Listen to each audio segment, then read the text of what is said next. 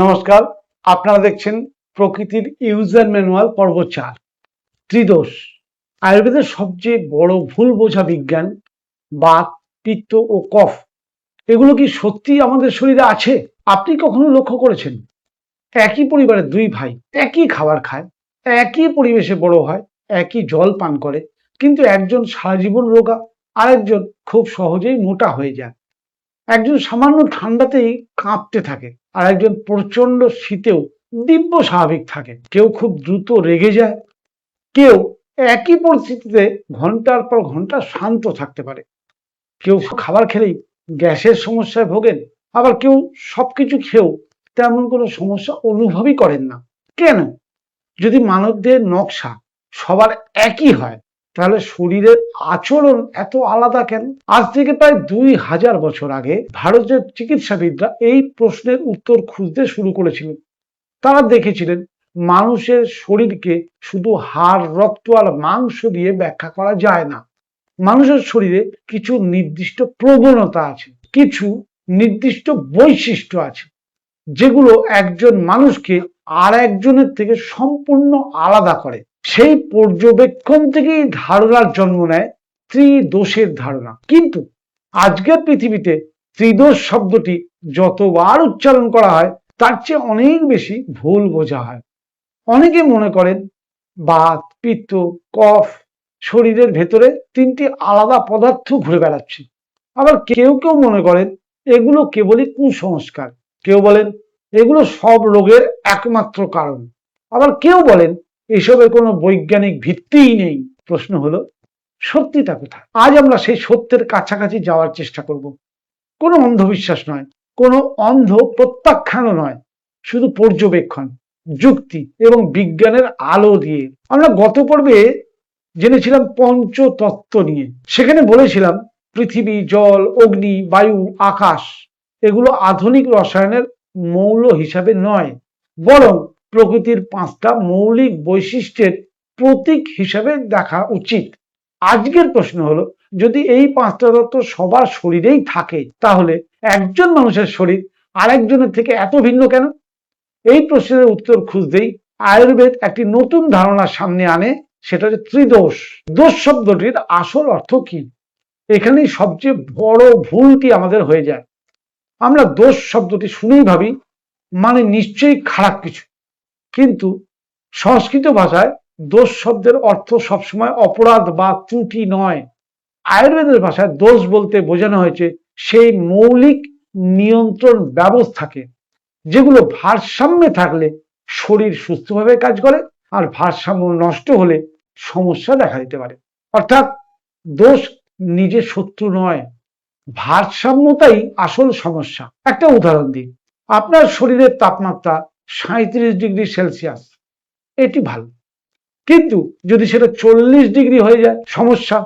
আবার যদি 33 হয়ে যায় তাহলেও সমস্যা। তাহলে সমস্যাটা কি তাপমাত্রার? না, সমস্যা হলো ভারসাম্য হারিয়ে ফেলেছে আপনার শরীর। ত্রিদোষও ঠিক সেই রকম একটা ধারণা। আজ আমরা মানুষের শরীরকে বুঝি মাইক্রোস্কোপ দিয়ে, এমআরআই দিয়ে, জিন পরীক্ষা দিয়ে, রক্ত পরীক্ষা দিয়ে। কিন্তু ভাবুন তো, 2000 বছর আগে এসবের কি কিছুই ছিল? ছিল না। তবুও তৎকালীন চিকিৎসকরা হাজার হাজার মানুষের শরীর, তাদের খাদ্যাভ্যাস, ঘুম, রাগ, হজম শক্তি, চামড়ার গঠন, কণ্ঠস্বর, হাঁটার ধরন, এমনকি ঋতু পরিবর্তনের সঙ্গে শরীরের যে সামান্য পরিবর্তনগুলো আমরা দেখি, সবকিছু বছরের পর বছর পর্যবেক্ষণ করেছিলেন। এই দীর্ঘ পর্যবেক্ষণ থেকেই তারা লক্ষ্য করলেন সব মানুষ একরকম নয়। কারো শরীরে চলন বেশি, কারো শরীরে তাপ বেশি, কারো শরীরে স্থিতিশীলতা বেশি। এই তিনটি প্রধান প্রবণতাকেই তারা নাম দিলেন বাত, পিত্ত, কফ। খেয়াল করুন, তারা বলেননি মানুষ 3 রকম, বরং বলেছেন এই তিনটি প্রবণতা কম বেশি সবার মধ্যেই রয়েছে, শুধু অনুপাতটা আলাদা। এখানেই ত্রিদোষের সৌন্দর্য। এখানে একটা প্রশ্ন করি, আপনি কি কখনো বাত হাতে ধরে দেখেছেন, না পিত্ত দেখেছেন, নাকি কফ? আপনি হয়তো সর্দিকে কফ বলবেন, কিন্তু আয়ুর্বেদের কফ তার চাইতেও অনেক বিস্তৃত ধারণা। তাহলে এগুলো আসলে কি? এখানেই আধুনিক বিজ্ঞান ও আয়ুর্বেদের ভাষার পার্থক্য। আধুনিক চিকিৎসা বিজ্ঞান সাধারণত এমন বিষয় নিয়ে কাজ করে যেগুলোকে মাপা, দেখা ও পরীক্ষাগারে বিশ্লেষণ করা যায়। অন্যদিকে ত্রিদোষ হলো একটা ধারণাগত মডেল। এটি শরীরের নানা বৈশিষ্ট্য, প্রবণতা ও কার্যপ্রণালীকে বোঝার একটা প্রাচীন কাঠামো। অর্থাৎ বাতপিত্ত কফ কোনো একক অঙ্গ নয়, কোনো রাসায়নিক পদার্থও নয়, বরং শরীরের বিভিন্ন কার্যকলাপকে বোঝানোর একটা ভাষা। যেমন আধুনিক বিজ্ঞানে আমরা বলি মেটাবলিজম। আপনি কি কখনো মেটাবলিজম হাতে ধরেছেন? না, কিন্তু আমরা জানি এটি একটি বাস্তব জৈবিক প্রক্রিয়ার নাম। ঠিক তেমনি ত্রিদোষও শরীরকে ব্যাখ্যা করার একটা ভাষা, তবে এটি আধুনিক বিজ্ঞানের সঙ্গে এক নয়। আবার একেবারে সম্পর্কহীন ভাবা উচিত নয়। এই সূক্ষ্ম পার্থক্যটা বোঝা অত্যন্ত জরুরি, কারণ আমরা এই ধারাবাহিকে কোনো ধারণাকে অন্ধভাবে গ্রহণ করব না, আবার প্রমাণ ছাড়াই বাতিলও করব না। আমরা প্রশ্ন করব, পর্যবেক্ষণ করব, যেখানে শক্ত প্রমাণ আছে সেখানে তা স্বীকার করব, যেখানে গবেষণা চলছে সেখানে সেটাও স্পষ্টভাবে বলবো। কারণ প্রকৃতির ইউজার ম্যানুয়ালের সবচেয়ে বড় নিয়ম হলো সত্যকে ভয় না পাওয়া। ত্রিদোষ কোনো রহস্যময় পদার্থ নয়, এটি শরীরকে বোঝার একটা ভাষা। কিন্তু এখন সবচেয়ে গুরুত্বপূর্ণ প্রশ্নটি সামনে আসে, এই তিনটি দোষ আসলে কি কাজ করে? যদি এগুলোকে শরীরের তিনজন অদৃশ্য ম্যানেজার বলা হয়, তাহলে কে কোন বিভাগের দায়িত্বে? ভাবুন, একটা বিশাল শহর যেখানে তিনটে জিনিস সবসময় ঠিকভাবে চলতে হবে। প্রথম হচ্ছে পরিবহন ব্যবস্থা, দ্বিতীয় হচ্ছে শক্তি উৎপাদন ও কারখানা, তৃতীয় হচ্ছে নির্মাণ, সংরক্ষণ ও রক্ষণাবেক্ষণ। যে শহরে এই তিনটে বিভাগ ভারসাম্য থাকে সেই শহর উন্নতি করে। যে শহরে একটি বিভাগও নিয়ন্ত্রণ হারায় সেখানে বিশৃঙ্খলা শুরু হয়। আয়ুর্বেদ বলছে মানব শরীরও ঠিক সেরকম। আয়ুর্বেদের মতে বাত তৈরি হয়েছে বায়ু এবং আকাশ তত্ত্বের সমন্বয়ে। এখানে আবার মনে করিয়ে দিই, এটি রাসায়নিক সংমিশ্রণ নয়, এটি প্রতীকী ভাষা। বাতের মূল বৈশিষ্ট্য হচ্ছে চলন, গতি, পরিবহন, সংকেত, পরিবর্তন। শরীরের সঙ্গে শরীরের যেখানে গতি সেখানেই আয়ুর্বেদ বাতের প্রভাব দেখেছে। একটা প্রশ্ন করি, আপনার হৃৎপিণ্ড কে চালাচ্ছে? আপনার মস্তিষ্ক কিভাবে হাতকে বলে এখন কলম ধরো? ফুসফুস কিভাবে প্রতি মিনিটে বারবার প্রসারিত হচ্ছে? খাবার কিভাবে মুখ থেকে পাকস্থলিতে যাচ্ছে? অন্ত্রের ভেতরে কিভাবে খাবার ক্রমশ এগোচ্ছে? এই সমস্ত চলনকে আয়ুর্বেদ একত্রে বাত নামে ব্যাখ্যা করেছে। আধুনিক বিজ্ঞানের ভাষায় আজ আমরা জানি এই কাজগুলোর পিছনে রয়েছে স্নায়ুতন্ত্র, পেশির সংকোচন, হৃদযন্ত্রের বৈদ্যুতিক সংকেত, হরমোন, আয়ন পরিবহন, কোষীয় যোগাযোগ। অর্থাৎ আধুনিক বিজ্ঞান এগুলোকে অনেকগুলো পৃথক ব্যবস্থার মাধ্যমে ব্যবহার করে।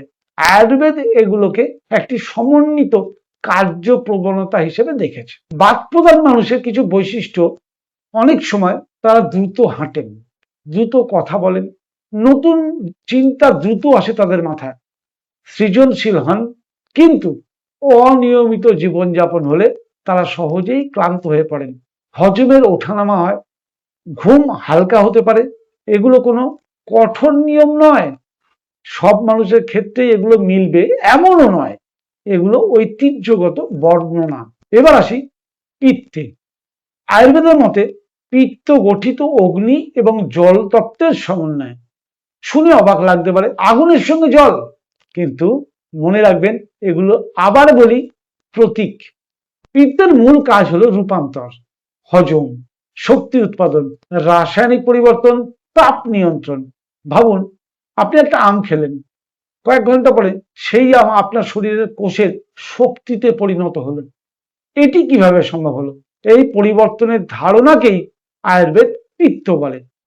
আধুনিক বিজ্ঞান বলছে আজ আমরা জানি এই কাজগুলোর পিছনে রয়েছে এনজাইম, হরমোন, পাকস্থলীর অ্যাসিড, লিভারের বিপাক ক্রিয়া, মাইক্রোকন্ড্রিয়ার শক্তি উৎপাদন।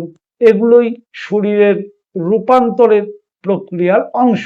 আয়ুর্বেদ এই সামগ্রিক পরিবর্তনশীল শক্তিকে একটি ধারণায় প্রকাশ করেছে। পিত্তপ্রধান মানুষের বৈশিষ্ট্য সাধারণত দেখা যায় অনেক সময় হজম শক্তিশালী হয়, পরিকল্পনা করতে ভালোবাসেন, দৃঢ় সিদ্ধান্ত নেন, নেতৃত্ব দিতে পারেন, কিন্তু ভারসাম্য নষ্ট হলে খিটখিটে মেজাজ হয়, অতিরিক্ত উত্তেজিত হন, অতিরিক্ত গরম অনুভব করেন ইত্যাদি বৈশিষ্ট্যের কথা আয়ুর্বেদে উল্লেখ আছে।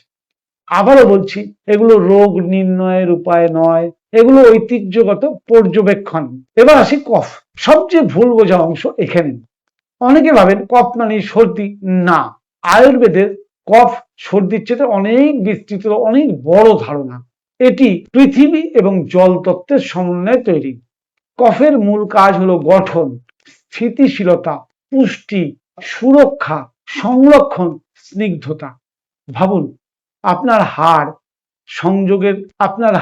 সংযোগস্থলে তরল, ত্বকের কোমলতা, দাঁতের দৃঢ়তা, পেশির গঠন, এসব কি শুধু গতি দিয়ে সম্ভব? না, এগুলোর জন্য প্রয়োজন সংরক্ষণ, গঠন, স্থিতিশীলতা। এই ধারণাকেই আয়ুর্বেদ কফ নামে ব্যাখ্যা করেছে। আধুনিক বিজ্ঞানের ভাষায় এখানে আমরা দেখতে পাই সংযোজক কলা, অর্থাৎ কানেকটিভ টিস্যু বা কোলাজেন, শরীরের তরলের ভারসাম্য, পুষ্টি সংরক্ষণ, অস্থি নির্মাণ, অনেকগুলো জৈব প্রক্রিয়া কাজ করছে। আয়ুর্বেদ এইগুলোকেই একসঙ্গে একটা বৃহৎ কার্যপ্রবণতা হিসেবে দেখেছে। কফ প্রধান মানুষের বৈশিষ্ট্য কি? অনেক সময় তারা শান্ত স্বভাবের হয়, ধৈর্যশীল হন, সহনশীল হন, দীর্ঘ সময় কাজ করা তাদের ক্ষমতা থাকে, ভালো স্মৃতিশক্তি থাকে, কিন্তু অতিরিক্ত নিষ্ক্রিয়তা, অলসতা, ভারী অনুভূতি, এসবের কথাও প্রাচীন গ্রন্থে উল্লেখ রয়েছে। একটি গুরুত্বপূর্ণ ভুল ধারণা ভাঙা দরকার। অনেকেই বলেন আমার শুধু বাত অথবা আমার শুধু কফ। আয়ুর্বেদ কিন্তু তা বলে না। আয়ুর্বেদের মতে প্রত্যেক মানুষের মধ্যে তিনটি দোষই থাকে, শুধু কারোর মধ্যে একটারই প্রভাব তুলনামূলক বেশি থাকে, কারোর মধ্যে দুটির প্রায় সমান হতে পারে, আবার কারো কারো ক্ষেত্রে তিনটিরই ভারসাম্য প্রায় সমান বলে বর্ণনা করা হয়েছে। অর্থাৎ ত্রিদোষ কোনো তিনটি আলাদা মানুষ নয়, বরং একই মানুষের তিনটি কার্যধারা। এখানে এসে আয়ুর্বেদের একটা অসাধারণ পর্যবেক্ষণ সামনে আসে। প্রাচীন চিকিৎসকেরা লক্ষ্য করেছিলেন ঋতু বদলালে মানুষের শরীরও বদলায়। গরমকালে এক ধরনের সমস্যা দেখা যায়, শীতকালে অন্য ধরনের সমস্যা দেখা যায়, আবার বর্ষাকালে অন্য ধরনের সমস্যা দেখা যায়। আজকের আধুনিক বিজ্ঞানও বলছে ঋতু পরিবর্তনের সঙ্গে ঘুম, হরমোন, রোগ প্রতিরোধ ক্ষমতা, শারীরিক কার্যকলাপ, এমনকি মানসিক অবস্থারও পরিবর্তন হতে পারে। ব্যাখ্যার ভাষা ভিন্ন, কিন্তু প্রকৃতি শরীরকে প্রভাবিত করে। এই পর্যবেক্ষণে দুই ধারার মধ্যেই যথেষ্ট মিল রয়েছে। এখন পর্যন্ত আমরা যা জানলাম, ত্রিদোষ কোনো রহস্যময় পদার্থ নয়। বাত, পিত্ত এবং কফ হলো শরীরের তিনটি কার্যপ্রবণতাকে বোঝার একটা প্রাচীন ভাষা। কিন্তু এখন সবচেয়ে গুরুত্বপূর্ণ যে প্রশ্নটা এসে যায়, যদি এই তিনটি আমাদের শরীরের স্বাভাবিক অংশ হয়, তাহলে এগুলো ভারসাম্য হারায় কেন? এই প্রশ্নের উত্তরই আয়ুর্বেদের হৃদয় এবং আমার বিশ্বাস। এই প্রশ্নের উত্তর আধুনিক জীবনকেও নতুনভাবে বুঝতে সাহায্য করতে পারে। একটি জঙ্গলে যান, সেখানে হরিণকে কেউ বলে না এখন জল খাও, পাখিকে কেউ বলে না আজ একটু হাঁটো, গাছকে কেউ বলে না এখন ঘুমানোর সময়। তবুও প্রকৃতির অধিকাংশ প্রাণী তাদের স্বাভাবিক ছন্দে বেঁচে থাকে। কেন? কারণ তারা প্রকৃতির নিয়মের বিরুদ্ধে যায় না। এবার নিজের দিকে তাকান, রাত 12টার পরে ঘুম, সকালে সূর্য ওঠার অনেক পরে জাগা, ক্ষুধা না লাগলেও খাওয়া, তৃষ্ণা পেলেও জল না খাওয়া, ঘন্টার পর ঘন্টা বসে থাকা, দিনের আলো না দেখা, প্রতিনিয়ত মানসিক চাপ। শরীর কি এই জীবনযাত্রার জন্য তৈরি ছিল? এই প্রশ্নের উত্তরই আমাদের খুঁজতে হবে। ত্রিদোষের ভারসাম্য নষ্ট হওয়ার যে প্রচলিত কারণগুলো নিয়ে আয়ুর্বেদে বলা আছে, আয়ুর্বেদ বহু শতাব্দী আগে কয়েকটা বড় কারণের কথা বলেছেন। প্রথমত অনিয়মিত খাদ্য অভ্যাস, দ্বিতীয়ত ঘুমের অনিয়ম, তৃতীয়ত ঋতুর সঙ্গে অসামঞ্জস্য জীবনযাপন, চতুর্থত মানসিক অস্থিরতা, পঞ্চম কারণ হচ্ছে অতিরিক্ত বা অতি কম শারীরিক পরিশ্রম। আজকের জীবনেও কি এগুলো নেই? বরং হয়তো আরো বেশি আছে। আমার নিজের পর্যবেক্ষণ, এখানে আমি আপনাদের সঙ্গে একটা ব্যক্তিগত উপলব্ধি ভাগ করতে চাই। গত কয়েক বছর ধরে প্রকৃতি নির্ভর জীবনযাপন নিয়ে কাজ করতে গিয়ে আমি একটি বিষয় বারবার দেখেছি। শরীরকে সুস্থ রাখতে আমরা অনেক সময় খুব জটিল সমাধান খুঁজি, কিন্তু শরীর প্রায়ই খুব সহজ কিছু নিয়মের দিকে ফিরে যেতে বলে। আমি ব্যক্তিগতভাবে কয়েকটি নীতি অনুসরণ করার চেষ্টা করি। এগুলো কোনো সার্বজনীন চিকিৎসা নয়, বরং জীবনযাপনের কিছু নীতি, যা প্রত্যেকে নিজের বাস্তবতা, বয়স, স্বাস্থ্য ও চিকিৎসকের পরামর্শের সঙ্গে মিলিয়ে বিবেচনা করতে পারেন। যেমন আমি চেষ্টা করি আমার প্রতিদিনের খাদ্যে প্রকৃতির কাছাকাছি থাকা ফল ও সবজি বেশি পরিমাণ খেতে, অতিরিক্ত না খেতে প্রয়োজন অনুযায়ী খেতে চেষ্টা করি। দিনের আলো ও শরীরের স্বাভাবিক ছন্দকে সম্মান করি।